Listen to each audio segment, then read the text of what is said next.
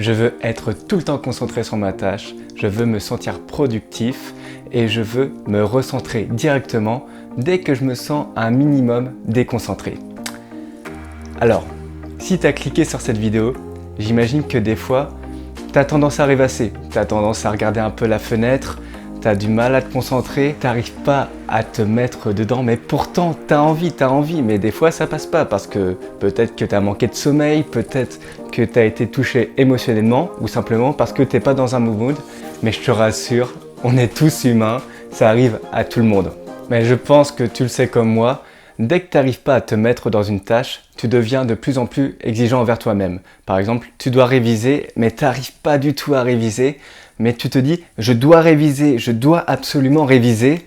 Du coup, tu deviens encore plus exigeant envers toi-même et ça devient une obligation. Tu te forces et tu prends de moins en moins de plaisir à faire la tâche et par conséquent, tu procrastines. Par conséquent, tu n'as pas du tout envie et ça fait comme un cercle vicieux. Plus tu seras exigeant envers toi-même, plus tu vas te forcer, moins tu vas prendre de plaisir et plus tu auras tendance à te déconcentrer et à te sentir improductif.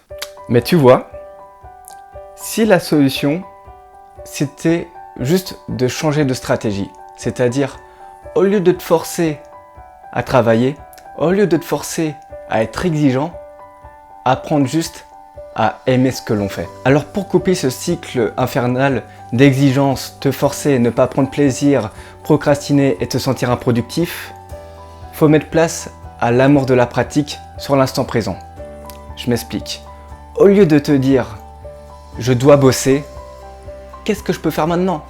Qu'est-ce que je peux aimer à l'instant T quand je pratique? Qu'est-ce que je peux aimer quand je révise? Qu'est-ce que je peux aimer dans l'apprentissage des connaissances?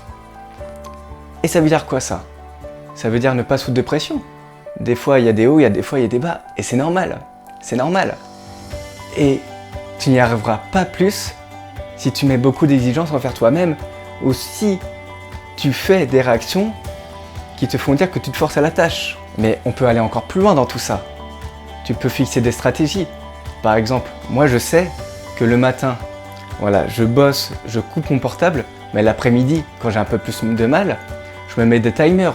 Je me dis, pendant 25 minutes, je travaille. Ensuite, je prendrai 5 minutes de pause.